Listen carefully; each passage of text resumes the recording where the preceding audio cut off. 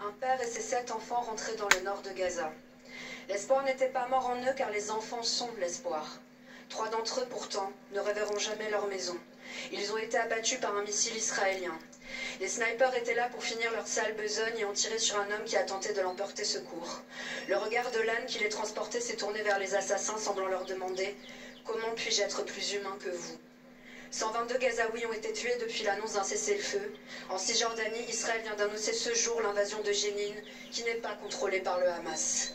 Pouvons-nous marcher dans les ruines de Gaza et en Cisjordanie sans prendre une balle dans la tête de snipers israéliens? Que tous ceux qui prétendent qu'Israël n'a fait que se défendre aient le courage de leurs opinions et de marcher aux côtés des enfants qui vont retrouver des ruines qu'ils appellent maisons et des squelettes qu'ils appellent papa et maman. Trump a dit ce matin qu'il n'était pas sûr que le cessez-le-feu tienne, ajoutant « c'est leur guerre ». L'extrême droite veut tuer l'idée qu'il existe la même humanité en chacun de nous, mais aucun humain n'est un étranger sur cette terre. Et ce n'est pas simplement leur guerre, c'est l'humanité qui a été bombardée et affamée pendant des mois, et l'humanité exige justice. Votre gouvernement n'a rien fait pour empêcher la guerre, mais il peut encore aider la paix.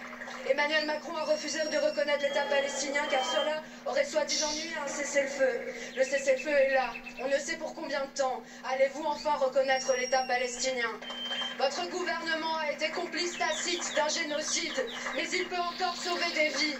La Cour nationale du droit d'asile a reconnu la protection subsidiaire aux Gazaouis, mais vous les empêchez d'en bénéficier, alors qu'Emmanuel Macron s'était engagé à rapatrier des enfants blessés. Allez-vous organiser le rapatriement des blessés graves et notamment des enfants qui mourront de leurs blessures avant qu'on ait commencé à reconstruire Gaza? Emmanuel Macron ment tous les jours aux Français, mais peut-il être cynique au point de violer une promesse faite à des enfants dont les jours sont comptés? Merci, madame.